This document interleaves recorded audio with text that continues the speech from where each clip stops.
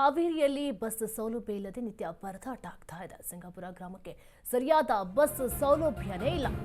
ಹಾವೇರಿಯಲ್ಲಿ ಬಸ್ ಸೌಲಭ್ಯ ಇಲ್ಲದೆ ನಿತ್ಯ ಪರದಾಟವನ್ನ ಪಡ್ತಾ ಇದ್ದಾರೆ. ಸಿಂಗಾಪುರ ಗ್ರಾಮಕ್ಕೆ ಸರಿಯಾದ ಬಸ್ ಸೌಲಭ್ಯನೇ ಇಲ್ಲ.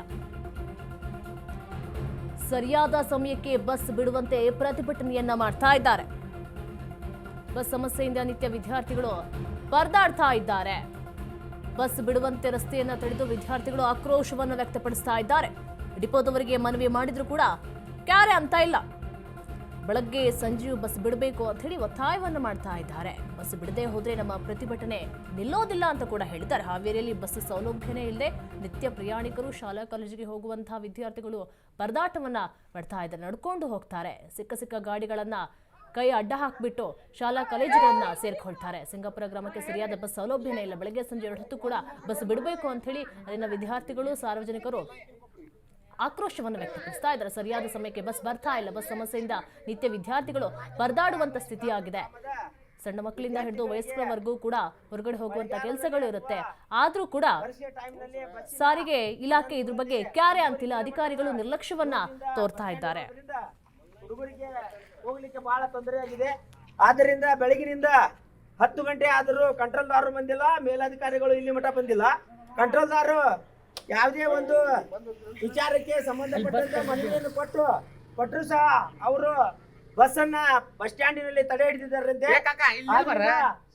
ಯಾವತ್ತು ಮಲ್ನಾಯಕೊಪ್ಪ ಮತ್ತು ಸಿಂಗಾಪುರ ಗ್ರಾಮಸ್ಥರು ಹಾಗೂ ವಿದ್ಯಾರ್ಥಿಗಳು ಯಾವ ಕಾಲಕ್ಕೂ ಬಸ್ ಬಿಡದ ಹೊರತು ಈ ಜಾಗ ಬಿಟ್ಟು ತಗಲಲ್ಲ. ಬಸ್ ಬರಲೇಬೇಕು. ಇವತ್ತಲ್ಲ ನಾಳೆ ಆದ್ರೂ ಬಸ್ ಬರಲೇಬೇಕು. ನಾಳೆ ಆದ್ರೂ ಊರಿಗೆ ಒಯ್ಯಲ್ಲ ನಾವು. ಯಾಕಂದ್ರೆ ಮಕ್ಕಳಂತಂದ್ರೆ ಏನೋ ತಿಳ್ಕೊಂಡಿರಿ.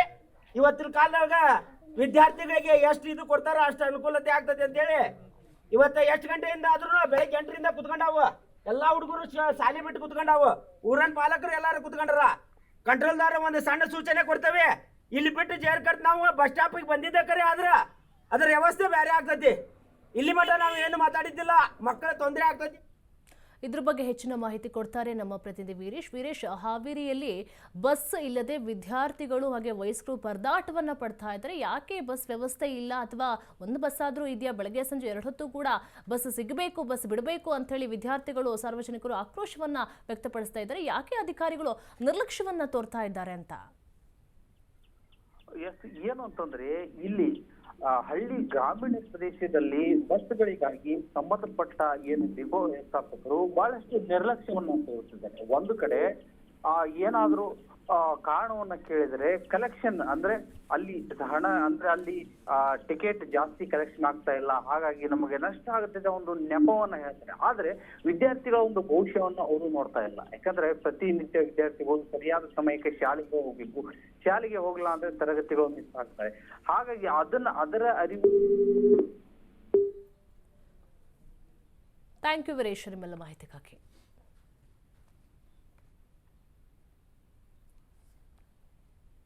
ಕೆಂಪೇಗೌಡ ಏರ್ಪೋರ್ಟ್ ಆವರಣದಲ್ಲಿ ಸರಣಿ ಅಪಘಾತವಾಗಿದೆ. ಸೆಕ್ಯೂರಿಟಿ ಚೆಕಿಂಗ್ ಪಾಯಿಂಟ್ ಬಳಿ 2 ಕಾರುಗಳು ಡಿಕ್ಕಿಯಾಗಿದೆ.